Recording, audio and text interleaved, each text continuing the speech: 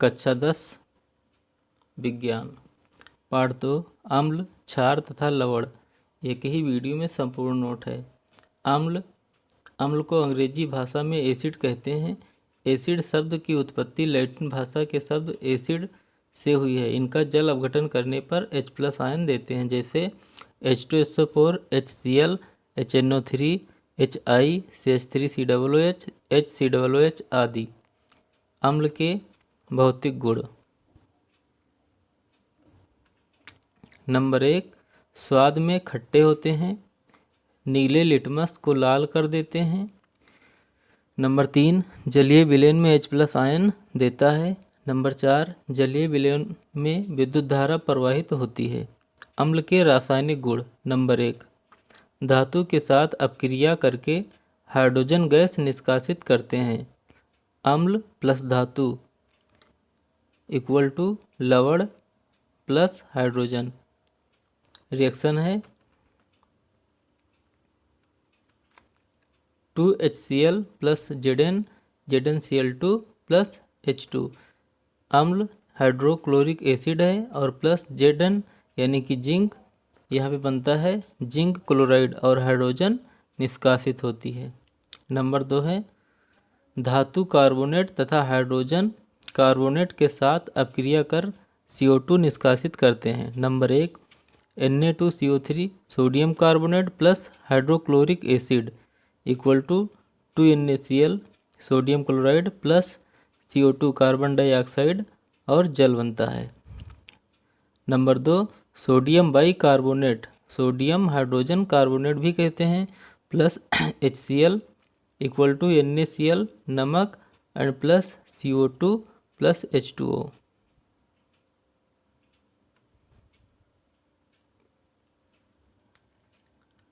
Number 3, कुछ धातु oxide अम्ल में साथ अपक्रिया कर लवण और जल बनाते हैं।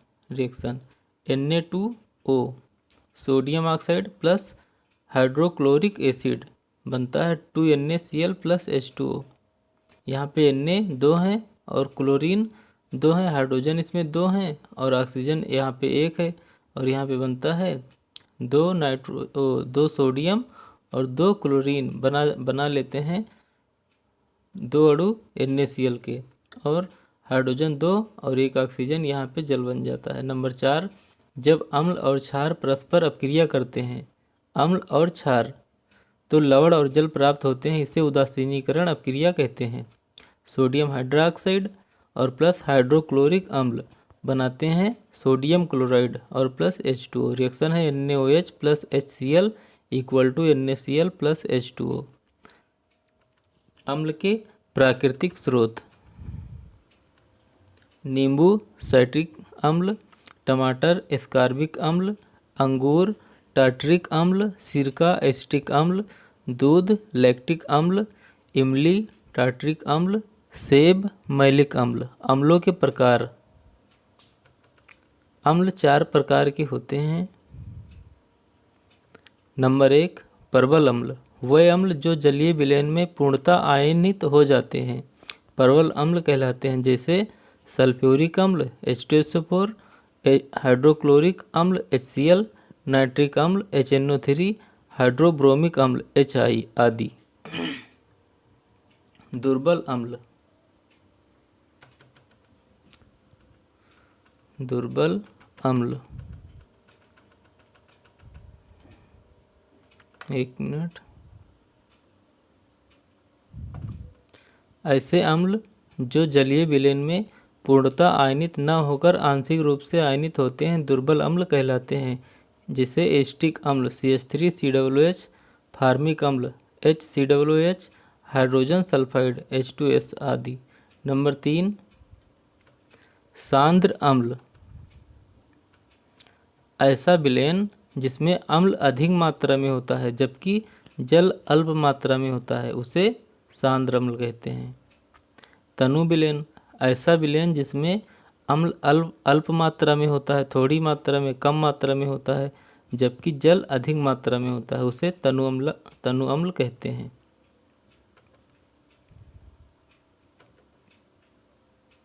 क्षार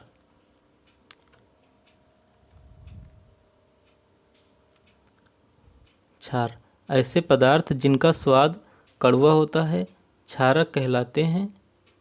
इनका जल अपघटन करने पर OH माइनस आयन देते हैं, जैसे NaOH, KOH, CaOH का होल ट्वाइस। क्षार के भौतिक गुण। नंबर 1, स्वाद में कड़वा होता है, लाल लिटमस को नीला कर देते हैं। जलीय विलयन में OH माइनस आयन देता है। जलीय विलयन में विद्युत धारा प्रवाहित होती है। क्षार के रासायनिक गुण। नंबर 1, जब अम्ल और क्षार अपक्रिया करते हैं आपस में तो लवण और जल प्राप्त होते हैं। इसे उदासीनीकरण अपक्रिया कहते हैं। Sodium hydroxide plus hydrochloric acid equal to NaCl plus H2O।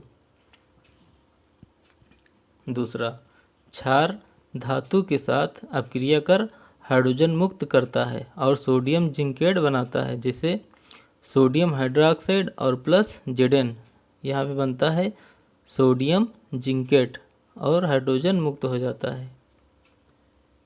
Number 3, क्षार नौसादर के साथ क्रिया करके लवण जल तथा अमोनिया बनाता है। सोडियम हाइड्रोक्साइड क्षार है, NH4Cl नौसादर बनता है यहाँ पे NaCl और प्लस जल और अमोनिया। सूचक किसी दिए गए विलयन में अम्ल या क्षार की उपस्थिति दर्शाते हैं। इनका रंग या गंध अम्लीय या क्षारक माध्यम में बदल जाता है, सूचक कहलाते हैं। सूचक के प्रकार। वैसे तो सूचक बहुत प्रकार के होते हैं, परंतु इनके सामान्य प्रकार इस प्रकार हैं। नंबर 1, प्राकृतिक सूचक। वे सूचक जो प्राकृतिक स्रोतों से प्राप्त होते हैं प्राकृतिक संसूचक या सूचक कहलाते हैं, जैसे लिटमस, लाल पत्ता गोभी का रस, हल्दी, हाइड्रेजिया के फूल का रस आदि। संश्लेषित सूचक, ये वही सूचक हैं जो प्राकृतिक नहीं होते अपितु रासायनिक पदार्थों द्वारा बनाए गए होते हैं, जैसे मेथिल ऑरेंज एवं फिनाल्फ्थिलीन आदि। गंधीय सूचक, कुछ ऐसे पदार्थ होते हैं जिनकी गंध अम्लीय या क्षारीय माध्यम में बदल जाती है। ऐसे पदार्थों को गंधीय सूचक कहते हैं, जैसे प्याज और लौंग और तेल आदि, यानी कि प्याज लौंग के तेल आदि। नेक्स्ट हेडिंग, लवण नमक। धातु अम्लों से हाइड्रोजन परमाणुओं का हाइड्रोजन गैस के रूप में विस्थापन करती है और एक यौगिक बनाता है, जिसे लवण कहते हैं। यहाँ पे सोडियम ये धातु है और यहाँ पे अम्ल है। जब धातु अम्ल से क्रिया करती है तो यहाँ पे लवण यानी कि नमक बनता है और हाइड्रोजन विस्थापित हो जाती है। यहाँ पे जो सोडियम है हाइड्रोजन को विस्थापित कर देती है और सोडियम क्लोरीन के साथ क्रिया कर लेती है और यहाँ पे हाइड्रोजन विस्थापित हो जाता है। लवण के गुण। लवण ठोस अवस्था में मिलते हैं, जैसे कि नमक, फिटकरी आदि। सामान्यतः लवण उदासीन होते हैं। लवण के जलीय विलयन विद्युत के सुचालक होते हैं, जैसे NaCl, CH4, ZnCl2 आदि।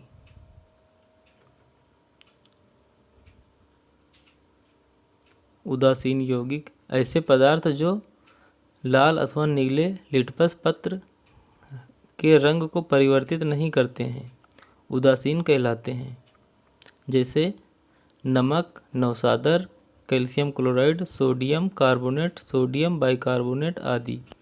उदासीनीकरण अपक्रिया। उदासीनीकरण अपक्रिया, जब अम्ल और क्षार परस्पर अपक्रिया करते हैं तो लवण और जल प्राप्त होते हैं। इसे उदासीनीकरण अपक्रिया कहते हैं। जैसे सोडियम हाइड्रोक्साइड क्षार है और हाइड्रोक्लोरिक अम्ल HCl ये क्या है, अम्ल है। ये आपस में जब क्रिया करते हैं तो यहाँ पे लवण यानी कि नमक और जल बनता है। इसे उदासीनीकरण अपक्रिया कहते हैं।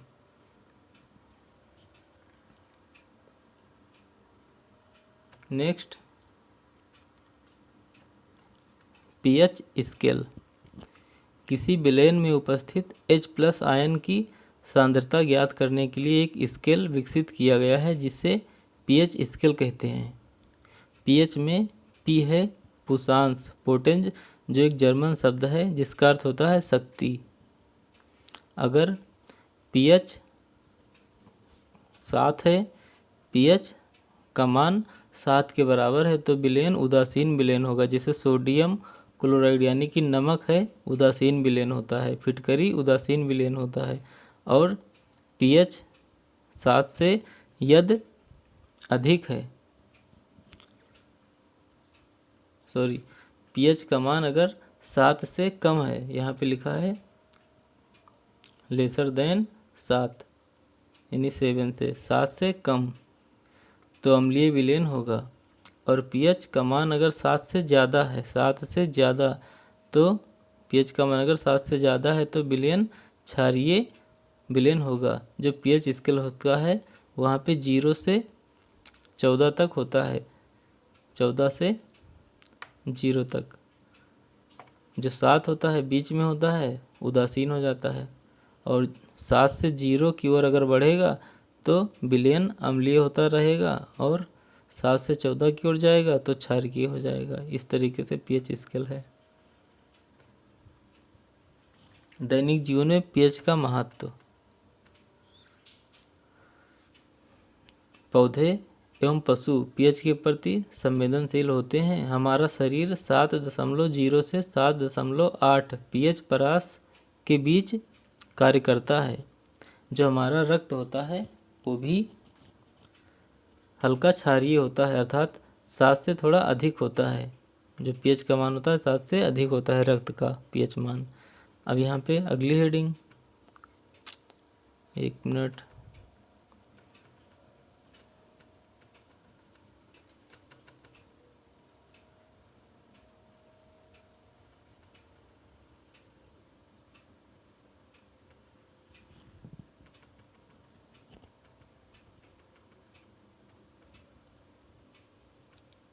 मिट्टी का पीएच।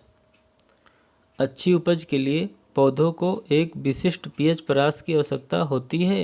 यदि किसी स्थान की मिट्टी का पीएच कम या अधिक हो तो किसान उसमें आवश्यकता अनुसार अम्लीय या क्षारकीय पदार्थ मिलाते हैं। हमारे पाचन तंत्र का पीएच। हमारा उदर अर्थात पेट, यानी जो अंदर जो पाचन तंत्र है,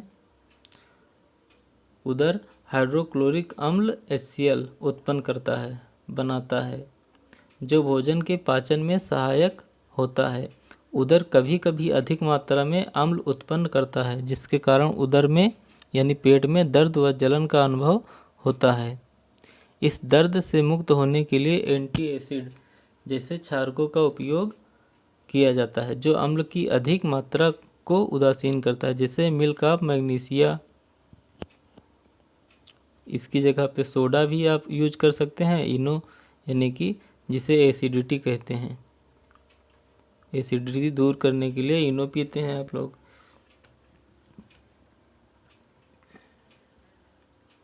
पीएच परिवर्तन के कारण दंत क्षय।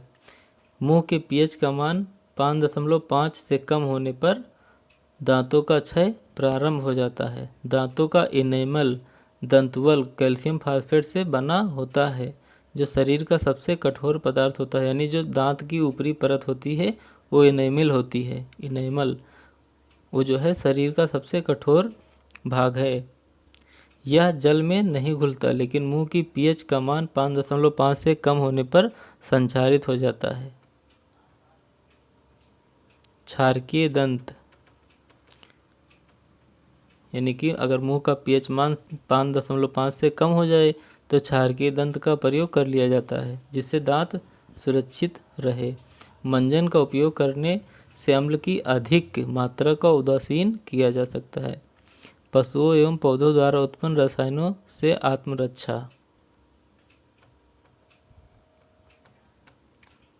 मधुमक्खी का डंक एक अम्ल छोड़ता है, जिसके कारण दर्द एवं जलन का अनुभव होता है। डंक मारे गए अंग में बेकिंग सोडा के उपयोग से आराम मिलता है। अम्लीय वर्षा, वर्षा के जल की पीएच मान जब 5.6 से कम हो जाती है तो वह अम्लीय वर्षा कहलाती है।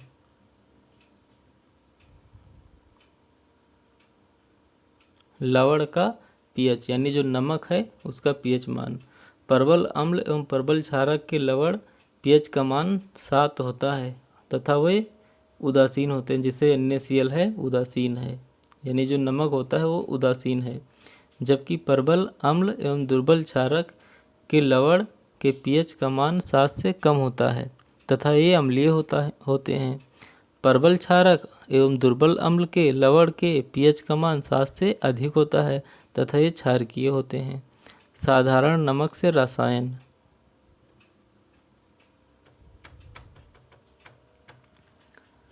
साधारण नमक से रसायन। सोडियम क्लोराइड को साधारण नमक कहा जाता है, जिसे हम भोजन में इस्तेमाल करते हैं। इसे समुद्री जल से बनाया जाता है।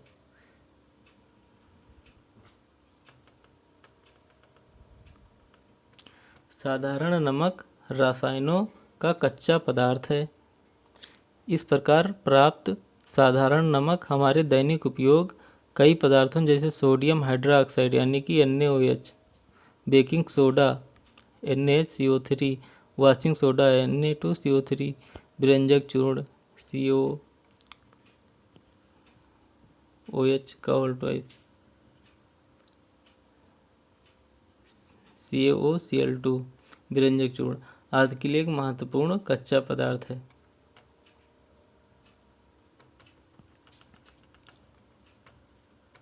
सोडियम हाइड्रोक्साइड, सोडियम हाइड्रोक्साइड ये का है क्षार है। बनता कैसे है? सोडियम क्लोराइड यानी NaCl नमक के जलीय विलयन में से विद्युत प्रवाहित करने पर यह वियोजित होकर सोडियम हाइड्रोक्साइड उत्पन्न करता है। इस प्रक्रिया को क्लोर क्षार प्रक्रिया कहते हैं, क्योंकि इसमें निर्मित उत्पाद क्लोर एवं सोडियम हाइड्रोक्साइड क्षार होते हैं। यानी कि यहाँ पे एक अपक्रिया NaCl यानी कि नमक प्लस 2H2 यानी कि जल, यानी कि नमक के जलीय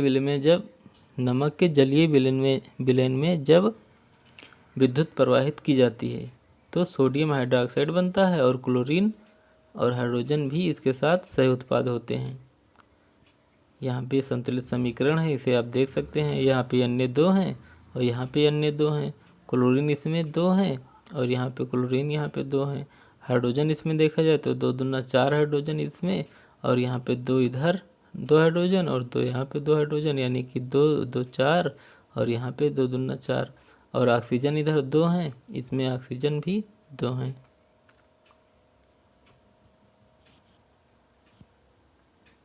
नोट: क्लोरीन गैस एनोड पर मुक्त होती है एवं हाइड्रोजन गैस कैथोड पर सोडियम हाइड्रोक्साइड विलयन का निर्माण भी होता है। इस प्रक्रिया से उत्पन्न हुए तीनों उत्पाद उपयोगी हैं। व्यंजक चूर्ण,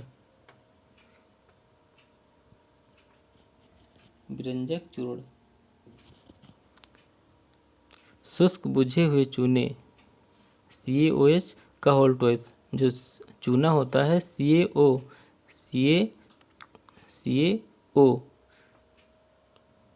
चूना है, जब उसमें पानी मिला दिया जाता है तो CaOH का होल ट्वाइस हो जाता है, यानी कि बुझा हुआ चूना हो जाता है। शुष्क बुझे हुए चूने पर क्लोरीन की क्रिया से व्यंजक चूर्ण का निर्माण होता है। CaOH का होल ट्वाइस, यानी कि व्यंजक चूर्ण कैसे बनाया जाता है? चूने को पानी में भिगोया जाता है, उसके बाद क्लोरीन उस पर प्रवाहित कर दिया जाता है, तो यहाँ पे CaOCl2 यानी व्यंजक चूर्ण बन जाता है। CaOH का होल ट्वाइस यानी यह आपका बुझा चूना और प्लस क्लोरीन, इसके ऊपर जब प्रवाहित किया जाता है क्लोरीन तो यहाँ पे CaOCl2 कैल्शियम ऑक्सीक्लोराइड इसका नाम है, यानी कि व्यंजक चूर्ण का रासायनिक नाम CaOCl2 प्लस H2O ये भी बनता है। व्यंजक चूर्ण का उपयोग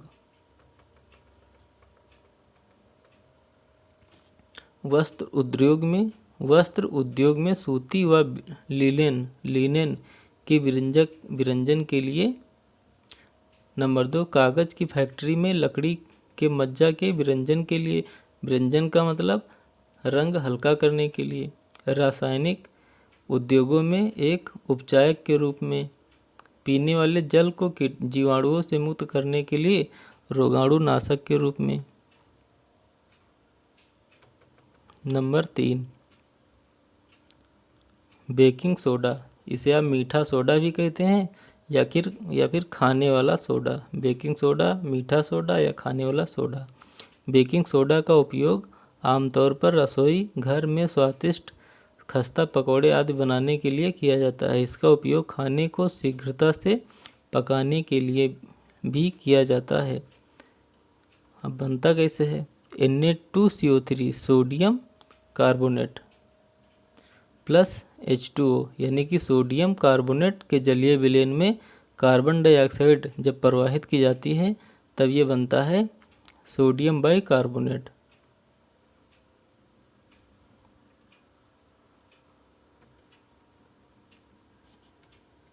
बेकिंग सोडा का उपयोग।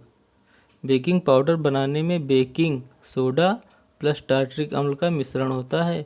इस अपक्रिया से उत्पन्न CO2 के कारण पावरोटी या केक में खमीर उठ जाता है तथा इससे यह मुलायम एवं स्पंजी हो जाता है। यह एंटी एसिड यानी कि अगर जब एसिडिटी बढ़ जाती है पेट में, इससे आगे पहले आपने देखा है, तो उसको दूर करने के लिए जो एसिडिटी बढ़ जाती है, पेट की अम्लता बढ़ जाती है, तो उसे दूर करने के लिए एंटी एसिड यानी कि सोडियम बाइकार्बोनेट, खाने वाला सोडा, मीठा सोडा एक जो है उपयोगी औषधि है, एक संगठक है। इसका उपयोग सोडा अम्ल अग्निशामक में भी किया जाता है, यानी फायर ब्रिगेड में भी इसका उपयोग किया जाता है।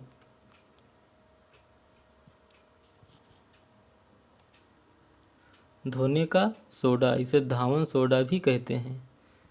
इसका सूत्र है Na2CO3। यहाँ पे क्रिस्टलन जल भी है इसमें, इसके साथ साथ कास्टिक सोडा पर CO2 यानी कि कास्टिक सोडा पर CO2 प्रवाहित करने पर धावन सोडा बनता है। NaOH 2NaOH प्लस CO2, यहाँ पे बन जाता है Na2CO3 और प्लस यहाँ पे जल H2O। धोने के सोडा का उपयोग। इसका उपयोग क्या है? इसका उपयोग कांच, साबुन एवं कागज उद्योग में होता है। नंबर 2, इसका उपयोग बोरेक्स के उत्पादन में होता है। नंबर 3, इसका उपयोग घरों में साफ सफाई के लिए होता है। जल की स्थायी कठोरता को हटाने के लिए इसका उपयोग होता है।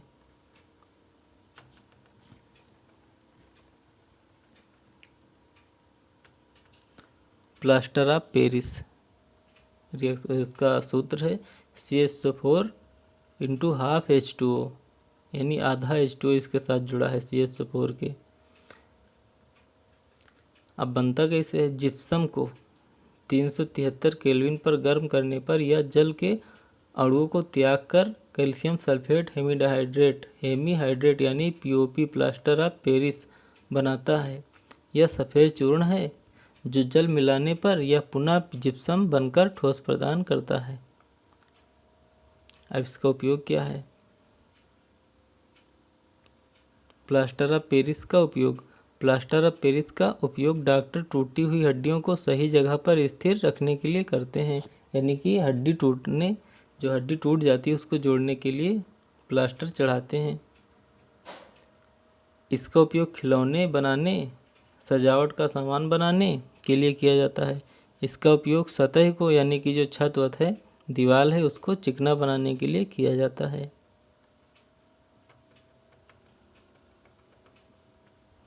नेक्स्ट हेडिंग है क्रिस्टलन का जल।